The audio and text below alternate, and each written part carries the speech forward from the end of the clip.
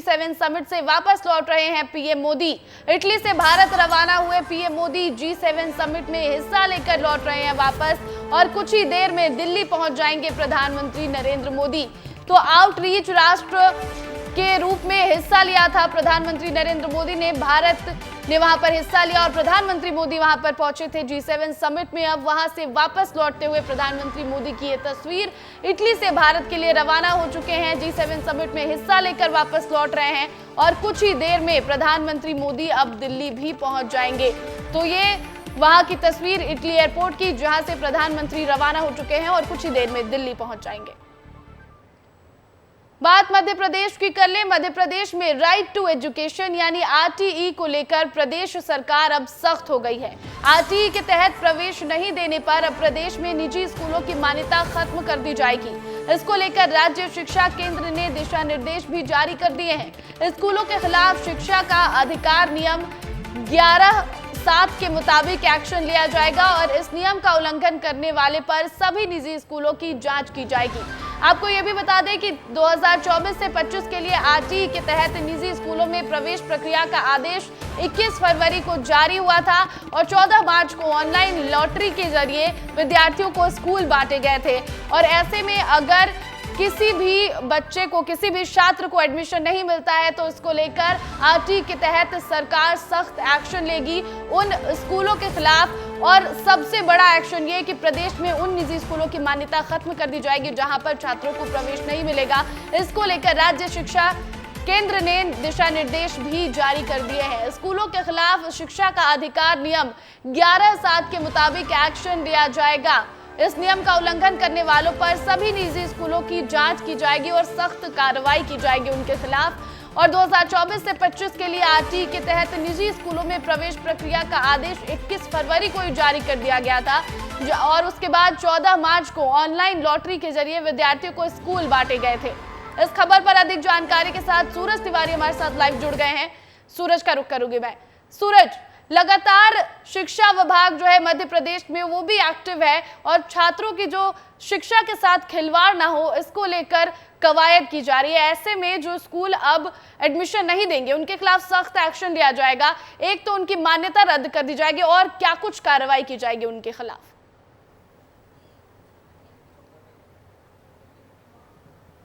जी, निश्चित तौर पर जिस तरह से स्कूल विभाग लगातार प्रतिज्ञा छात्रों के बीच से खिलवाड़ कर रहा है उन पर एक्शन लिया जाएगा और अगर एडमिशन नहीं देते तो मान्यता रद्द करने जैसी बड़ी कार्रवाई भी की जा सकती है। लगातार आप देख सकते, आपने पिछले दिनों देखा कि किस तरह से जबलपुर में कार्रवाई हुई। उसके बाद अलग अलग तरीके से स्कूल माफिया जो सक्रिय हैं उन पर लगातार कार्रवाई की जा रही है। तो कहीं ना कहीं राज्य का जो शिक्षा विभाग है वो लगातार एक्टिव है और ऐसे लोगों पर कार्रवाई करने के लिए लगातार एक्शन पे एक्शन ले रहे हैं और लगातार ये कहना है कि अगर छात्रों के भविष्य से खिलवाड़ किया जाएगा तो जुर्माने के साथ मान्यता भी रद्द की जा सकती है प्रतिज्ञा। बिल्कुल सूरज, तो जिस तरह से शिक्षा विभाग एक्शन मोड में है, सख्त हो चुका है, ऐसे में लगातार कार्रवाई निजी स्कूलों पर की जा रही है उनकी मनमानी के खिलाफ। बहुत बहुत शुक्रिया सूरज तमाम जानकारी के लिए आपका। अगली खबर आपको रायपुर से बता दें, राजनांदगांव पहुंचेंगे सीएम विष्णुदेव साय। शहर में आभार रैली को करेंगे संबोधित। सांसद संतोष पांडे के साथ रैली में शामिल होंगे सीएम। संतोष पांडे ने पूर्व सीएम भूपेश बघेल को हराया है, उनको मात दी है। तो आपको ये बड़ी खबर, बड़ी जानकारी दे दे, एक और बैठकों का दौर जारी है। सीएम साय लगातार विभागों की समीक्षा बैठक कर रहे हैं, दिशा निर्देश अधिकारियों को दिए जा रहे हैं। तो उसी बीच जनता को आभार जताना भी नहीं भूल रहे सीएम और इसी के तहत राजनांदगांव पहुंचेंगे, वहां पर आभार रैली को संबोधित करेंगे। जिस तरह जनता ने राजनांदगांव से बीजेपी के प्रत्याशी संतोष पांडे को जिताकर सांसद बनाया और पूर्व मुख्यमंत्री भूपेश बघेल को वहां से हरा दिया है उन्होंने, इसी के लिए वो जनता का आभार जताने के लिए राजनांदगांव पहुंच रहे हैं और वहां पर आभार रैली को संबोधित करने वाले हैं। केंद्रीय राज्य मंत्री बनने के बाद पहली बार छत्तीसगढ़ आ रहे हैं तोखन साहू और आज दोपहर 2 बजे पहुंचेंगे राजधानी रायपुर। बीजेपी करेगी केंद्रीय राज्य मंत्री तोखन साहू का भव्य स्वागत। बिलासपुर लोकसभा से जीते हैं तोखन साहू और छत्तीसगढ़ से मोदी सरकार में जगह पाने वाले इकलौते नेता हैं तोखन साहू। तो आपको बताएं कि 3 नाम पहले सामने आए थे छत्तीसगढ़ से ऊहापोह की स्थिति बनी थी कि आखिर किसे केंद्रीय कैबिनेट में जगह मिलेगी और ऐसे में तोखन साहू को वो जगह मिली। केंद्रीय राज्य मंत्री बनाए गए तोखन साहू और आज अब वो मंत्री बनने के बाद पहली बार रायपुर पहुंच रहे हैं। दोपहर 2 बजे पहुंचेंगे। ऐसे में बीजेपी उनका भव्य स्वागत करने वाली है और मोदी सरकार में उनको जगह मिली है, इसके लिए बीजेपी उनका भव्य स्वागत करने जा रही है। इस खबर पर अधिक जानकारी के साथ अनमोल तिवारी हमारे साथ रायपुर से जुड़ गए हैं। अनमोल, जो तस्वीर निकलकर सामने आई, इकलौते कैबिनेट मंत्री बनाए गए, कैबिनेट में मंत्री बनाए गए तोखन साहू, और ऐसे में अब जब वो आ रहे हैं रायपुर, क्या कुछ तैयारी है बीजेपी की तरफ से?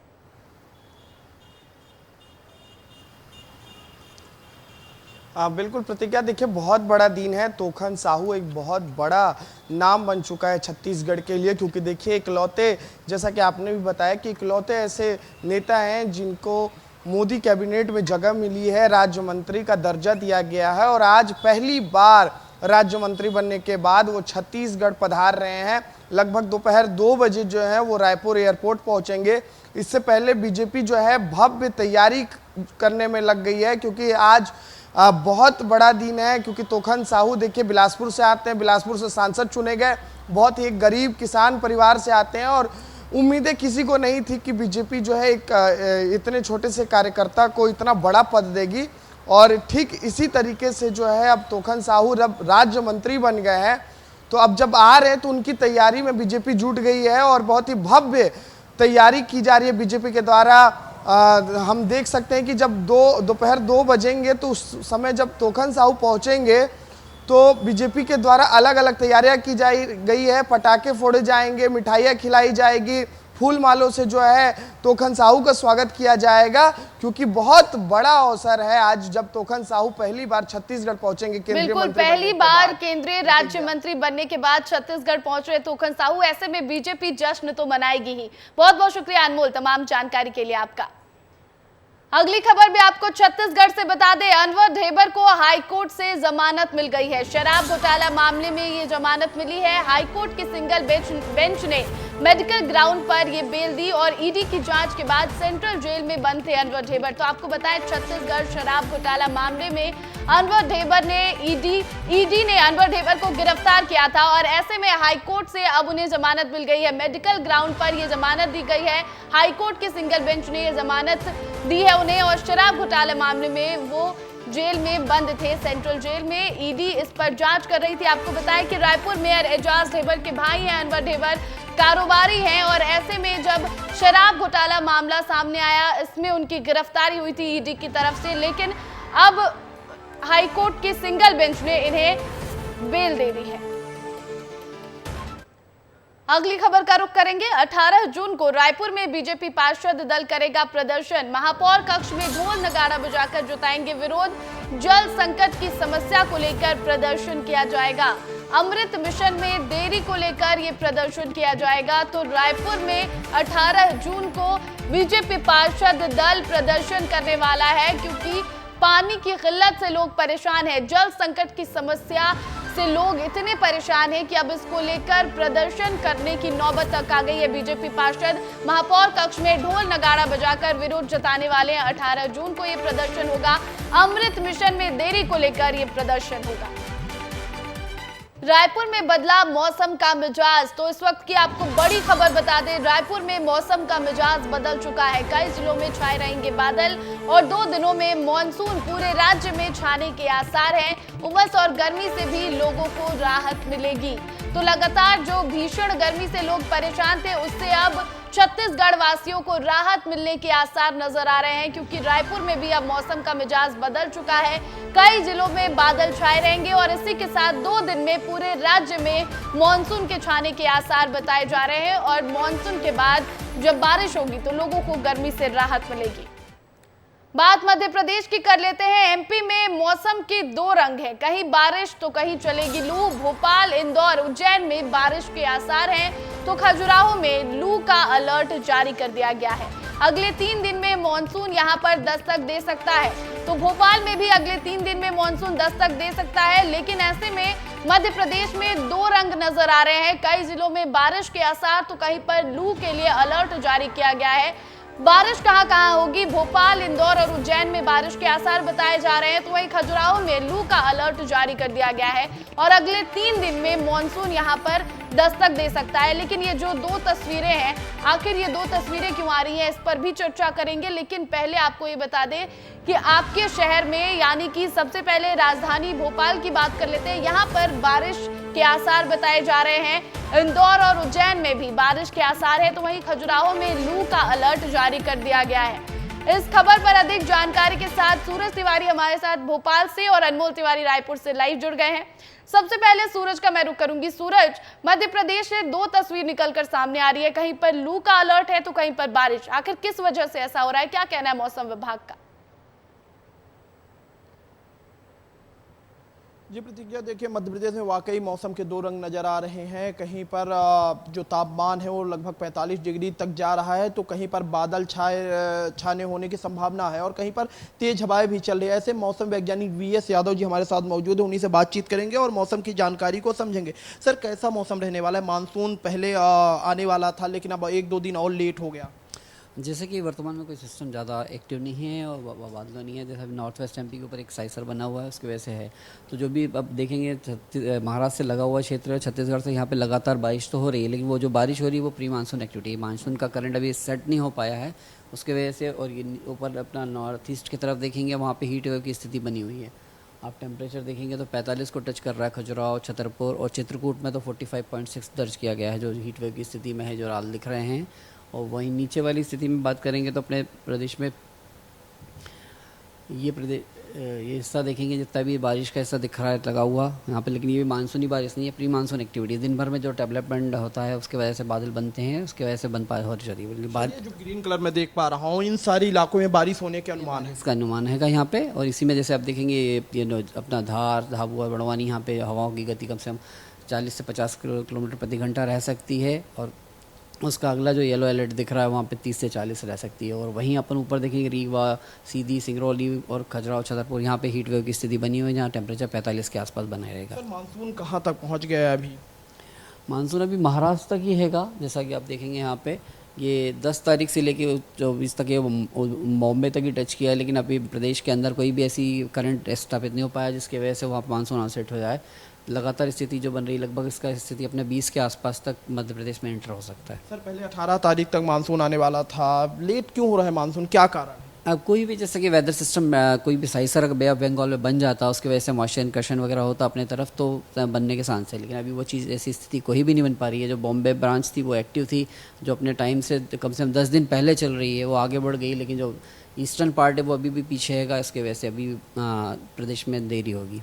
सर, अभी प्री मानसून चल रहा है, कई जिलों में हल्की फुल्की बारिश भी हो रही है। आज की अगर बात करें, आज या कल की, तो कहाँ बारिश हो सकती है, कैसी स्थिति रह सकती है? हाँ, देखेंगे अपना जो भी अपना नॉर्थ सदर्न पार्ट है, ये सारा इसमें बारिश के चांसेस बने हुए हैंगे। जी, तो प्रतिज्ञा, देखिए जो कुछ ऐसे इलाके हैं जहां पर बारिश के आसार भी हैं और मानसून लगातार अब 2 दिन और देरी से मध्य प्रदेश में प्रवेश करेगा। मौसम वैज्ञानिक का कहना है कि वेदर सिस्टम लगातार बदल रहा है, इस कारण मानसून सूरज, तो मौसम वैज्ञानिक ने तो मध्य प्रदेश को लेकर बता दिया कि 2 दिन देरी से मानसून प्रवेश करेगा। लेकिन रायपुर से हमारे सहयोगी अनमोल जुड़े। अनमोल, रायपुर में बादल छाए रहने के आसार है और 2 दिनों में मानसून पूरे राज्य में छा जाएगा। जिन जगहों पर बारिश हो रही है वहां के क्या कुछ हालात हैं और गर्मी से कितनी राहत मिलती हुई?